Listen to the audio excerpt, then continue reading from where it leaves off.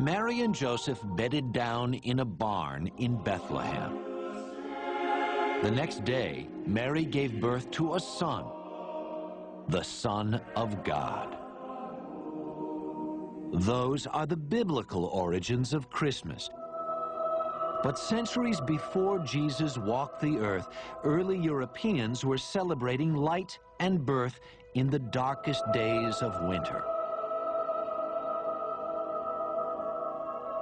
In the Norse country, this winter celebration was known as Yule.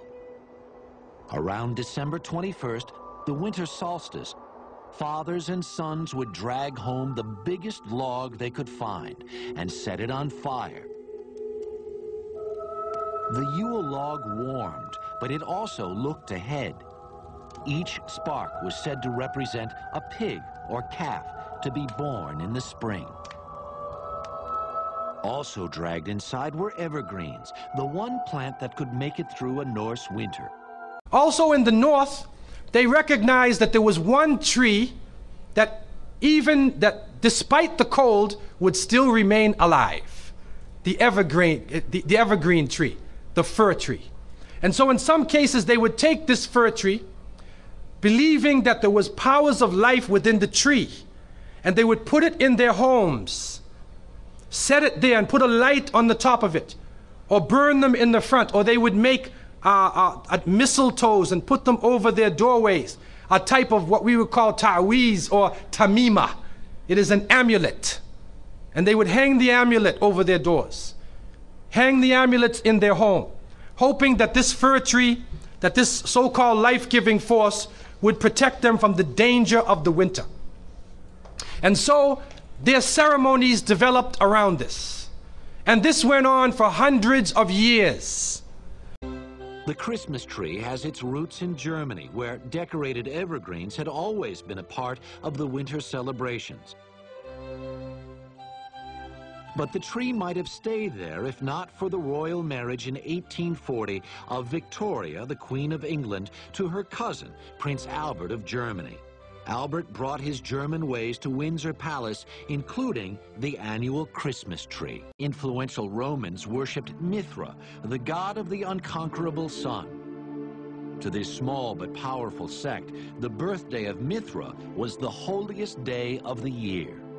December 25th was the winter solstice in that part of the world, and it was also understood to be the birthday of the sun god, Mithra. And Mithra was said to be born from a rock. Shepherds came to worship him as he was an infant god born out in that pastoral place in the fields. And many of those stories, of course, have come into Christian tradition. While Romans were worshiping the sun god, a new religion was taking hold throughout the empire. At first, Christians didn't celebrate the birth of Christ. His resurrection was the essential fact of the new religion. By the 4th century, however, the question of the holy birth became impossible to ignore. For Christians, the fact of his birth was settled, but the date remained a mystery. The Bible doesn't mention exactly when Christ was born, but certain facts suggest it probably was not in December. So if you're going to sort through the runes of the scriptures, Jesus was probably born in the spring. If the shepherds are out in the fields watching their flock by night, we're not talking about one of the cold spells at the heart of winter. If pagan Rome was already celebrating the birth of Mithra on December 25th, it seemed natural to honor the birth of the Christ child at the same time. By the 4th century, the church made it official. December 25th was declared the feast day of the Nativity. Is a man called Mithra or Mithras. This is a very mysterious character. And when you look at history, you find that this individual called Mithra was born on December 25th. His day of the week was the 7th day of the week, that we still call Sunday. He was supposed to be the son of the sun god himself, and they had a special sacrament made up of bread and wine, and they would make this drink during this time, and supposedly he died for the sins of the people. Sounds familiar, doesn't it? But when you try to find Mithra or Mithras in the encyclopedias, they, through state intervention, erased the name. Why is this? That is because after the time of Jesus, Isa alayhi salam, when his followers, when the message began to spread, and they went north, and you'll see within historical writings that Barnabas, one of his disciples, met a man named Saul or Paul, who later called himself Paul. Paul said he saw Jesus on the Damascus road, and he went to the disciples, but the disciples turned against Paul. Only Barnabas stayed with him. But when Paul and Barnabas went into Greece, Barnabas left him. Now, what is the reason why they all left him? What are the concepts coming through Paul? Many people say, well, they left him because he was Saul before, and he used to torture the early followers of Isa alayhi salam.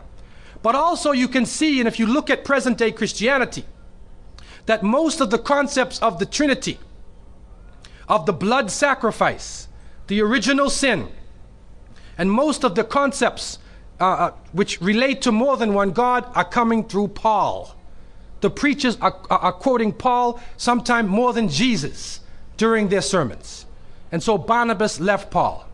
And somewhere in the early days, in Rome or Greece, somewhere in that area, those missionaries who were teaching the teachings of Jesus, Isa alayhi salam, met with this force coming from the north. We borrowed the Christmas tree from Germany and the Christmas card from England. But one Christmas icon was developed right here in America, Santa Claus. Hang your stocking, say your prayers, 'cause Santa Claus comes tonight. Long before Santa, however, there was St. Nicholas, a Greek Orthodox bishop who became one of the most popular saints of the Middle Ages. On December 6th, St. Nicholas Day, good children woke to gifts from the kindly saint. Bad children sulked away with nothing. In Holland, he was known as Sinterklaas, and when the Dutch came to this country, they brought tales of their gift-giving Nicholas with them.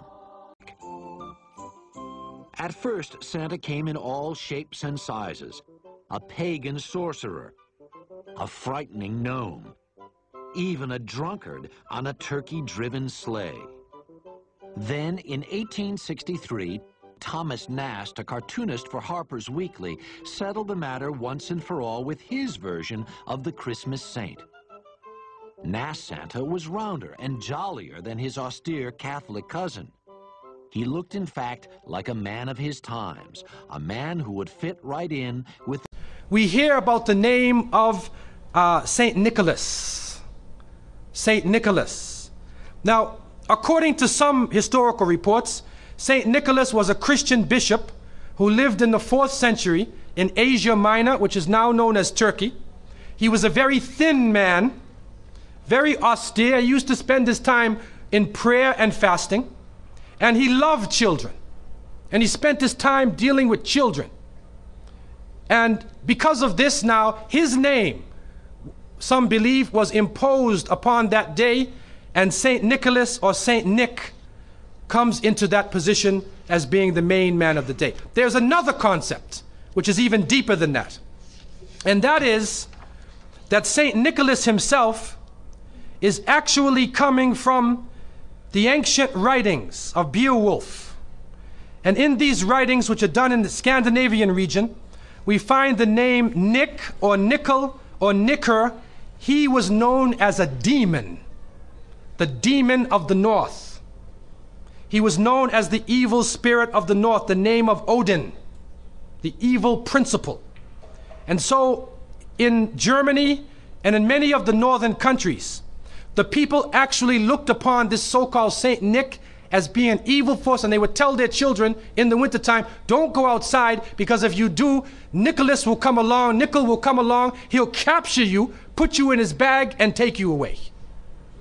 And so they used it as a negative concept. In Isaiah, in what is left of the Bible, in chapter 4, in 14:13, the devil is known as the prince of darkness. And it is an understanding that his throne, the seat of his power, is in the north. Somewhere in the north is the seat of power of this evil. And so the Germans also, when they depicted this Nicholas, or this Pelsnickel, as they would say, Pelsnickel in German, it means a furry devil. When they depicted him, they depicted him as a man with red fur. He had red fur coat, and his base was in the north, and he was the essence of evil. And the Church of England till 1647 took the position that this celebration could not go on. Liberty of this magnitude obviously needed a sidekick. In 1939, Robert May, a copywriter at the Montgomery Ward department store, dashed off a promotional children's book to lure Christmas shoppers into the store. May's story told of an ostracized reindeer with a big red nose. Christmas Carol, I think, showed the Victorians what could be the use and the meaning of Christmas in a society which was quite pleased with itself in a way, but which nevertheless had fears about inequality, about too much materialism, about perhaps just too rapid change. So when the Church of England imposed this harsh penalty upon people who practice Christmas, they moved it to New Year's Eve. Now, New Year's Eve historically in the North was known as Hogmanay. Originally, the New Year for the Romans was March 1st. That was the New Year, not January 1st. So all of you who on January 1st, where was I on January 1st? You're waiting for the light to go up in Times Square. The reality is, for the Romans, March 1st was the beginning of the year. And when you look at the number 7 in Latin, you find septem. So September was the 7th month, October, November, December. And so you find that the Latin words for these last months, October, November, December, 8, 9, and 10. So these weren't the last months of the year. It was 8, 9, and 10. And so what actually happened was, when they imposed the new year on January, it is for the ancient god, or their so-called god called Janus, the two-faced god, 2 faces, who shows you one face and behind it is another face, the master hypocrite. And so this is what is going on at this occasion. And we find now that on January 1st, right on that evening, December 31st, when it changes, you find, people are usually drinking. They're involved in some sexual activity at that time. The whole concept of Jesus and monotheism is lost. It is the other religion.